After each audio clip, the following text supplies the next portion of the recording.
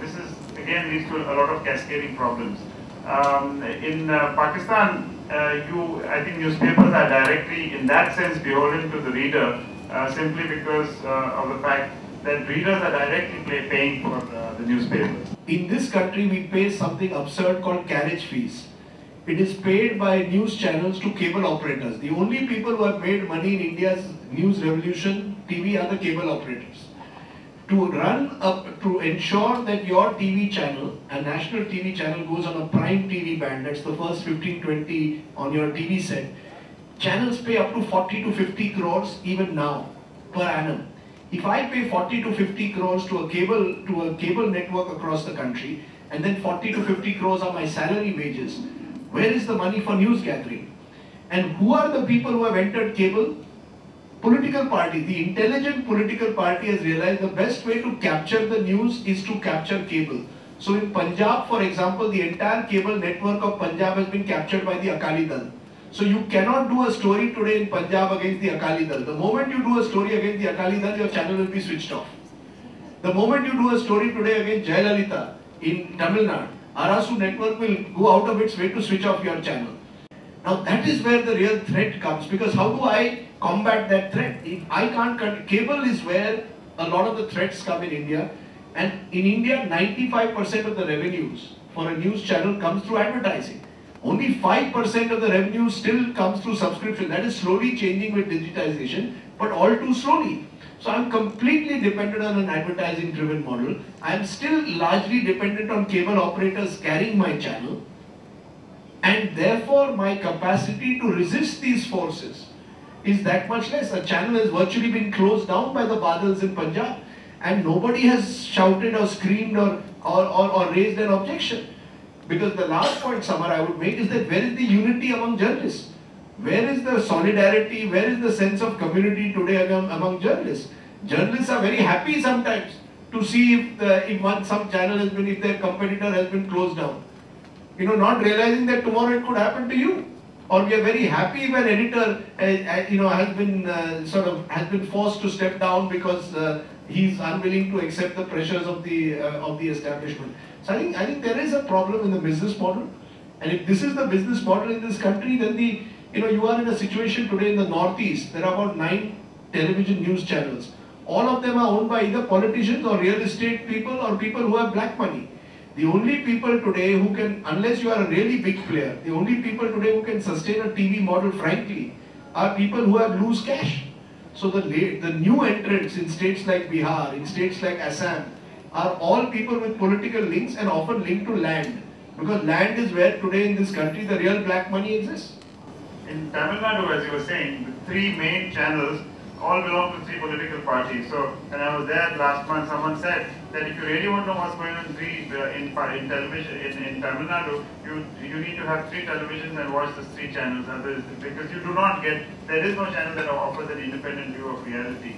The other thing is that of the 100, I think, odd news channels here in India, I think barely 4 or 5 probably make money.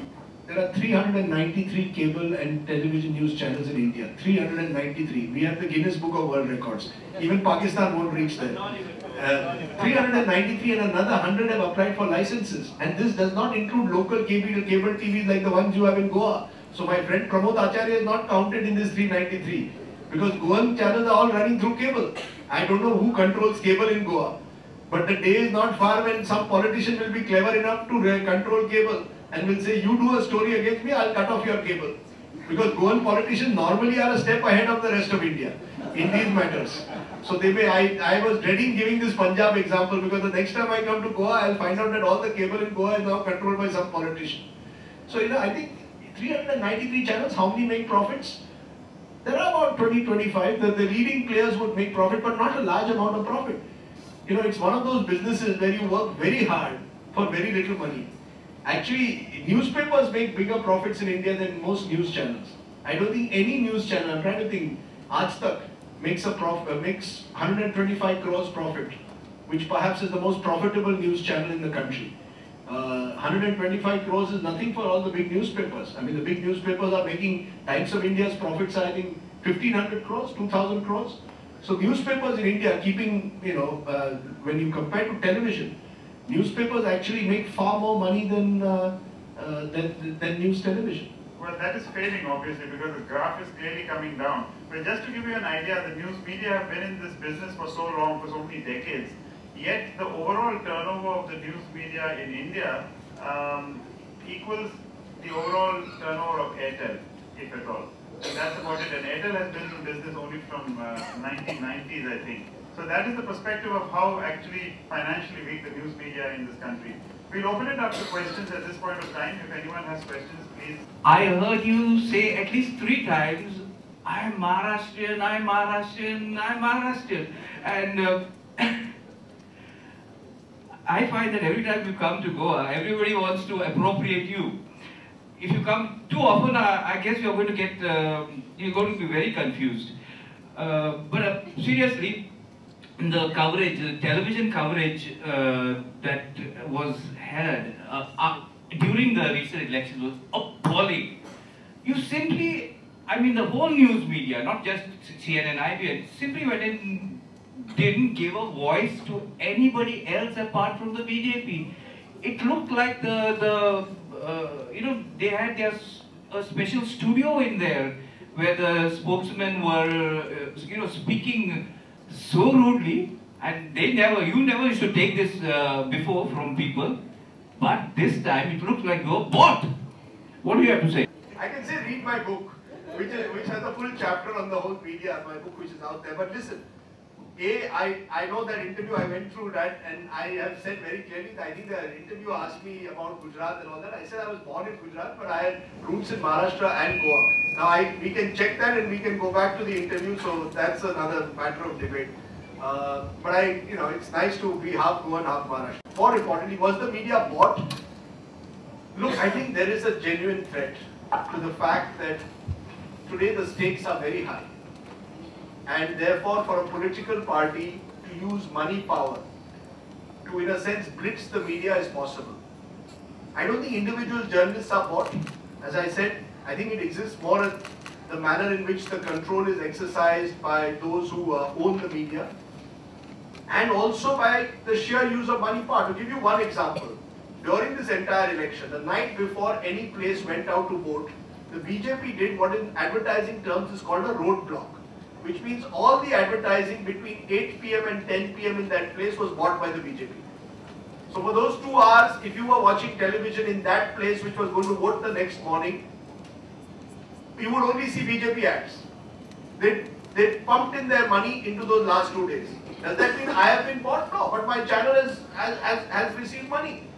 Does that mean that changes the way I look at Narendra Modi and the BJP? Possibly. It could happen. I mean, certainly proprietors would be less inclined to take on someone who's pouring in and pumping in so much money into your channel. I think that's the real, you know, to say that I have been bought, you know, none of this money filters down to me. At least not to me personally. I don't know about other journalists. And we have a genuine crisis of paid news. During elections, it is true that political parties do buy space and do it in a dishonest manner. They don't disclose to you, the viewer or you, the reader, that this item has been bought by so-and-so party. And all parties do it. It's just the BJP has been much more cleverer. And maybe the war chest of the BJP is much larger than that of the Congress party. Let me leave you with this thought. I asked someone this. I said, the Congress has been ruling India for 10 years. Surely you have more money in your treasury than the BJP? And the person said, this is the first time in the history of the country when the opposition party had more money than the ruling party. And the bottom line was, the Congress, as someone told me nicely, was it's a party with rich individuals who are not willing to spend out of their pocket for the party. The BJP, on the other hand, in this election at least, was a rich party, which was putting in all the money it could into this election. How much was spent? That's the question. But were we bought? I think that's a bit excessive to say we were bought. Why is it so? Why is it that the moral fiber, the conscience of the journalist has become so weak, especially in this space of elections? And secondly, if I can follow up, do you think we need any public through autonomous organization like the BBC? What do you think the alternative model of business? Are trying to create this alternative model of independent journalism. Digital will allow that, because the costs of entry into a digital media is perhaps much less than that of television, or to start a television channel I need to have 200 crores for 2 years as my investment. For a digital it will be about 20 crores possibly for the same period of time. So I think digital will provide that option of an independent media possibly, where you don't completely depend on advertising revenue or a proprietor to call the shots. Why have we become timid? I think because it's a society. As a society today, we are less anti-establishment in general than we were 10 or 20 years ago. Maybe we don't have an immediate threat like in Pakistan. I mean, maybe in the 1970s we faced an immediate threat because of the emergency. Mr. Rajmohan Gandhi is here. He could perhaps answer. Many journalists stood up to the emergency. But when you stand up to something, you have to be ready to sacrifice. You see, standing up doesn't come. You have to be ready to give up comforts. You have to be ready to challenge the dominant narrative. You have to be ready to challenge your proprietor, challenge your editor. That's not easy. It isn't. And it's not easy for the average journalist to do this. We all have EMIs to pay. Tell many of my colleagues, they have EMIs to pay. You can't suddenly just quit your job tomorrow because you're not being given your independence. I do hope that journalists as a collective resist it. That's my only hope, that whenever it happens, we should resist it. Is there any Urdu language newspaper which shows the similar kind of courage in Pakistan? The short answer, no. There's a reason for it, because Urdu newspapers, which is the largest newspapers in the country, the three largest newspapers in the country are Urdu, they cater to a more conservative, right-of-center type of audience. They are also historically being far more amenable to establishment pressure, because the narrative shaping that happens nationally, be it on sort of what is Pakistan, be it on certain kind of foreign policy and national security choices that the army makes, and specifically the army, they have played this game for so long that they understand how to do that.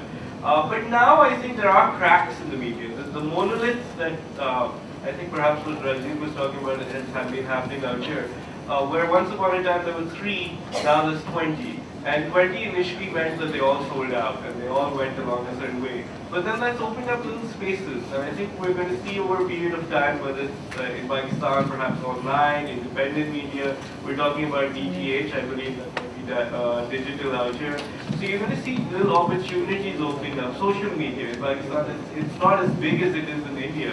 But through the social media pressure, there have been some stories that the mainstream media has been forced to carry, be it against Nawaz Sharif or Shehbaz Sharif or Asad Zardari, because it's sort of percolating out there on Facebook or on Twitter. And I think there are sort of opportunities, but I also have to be honest, it does not look very bright.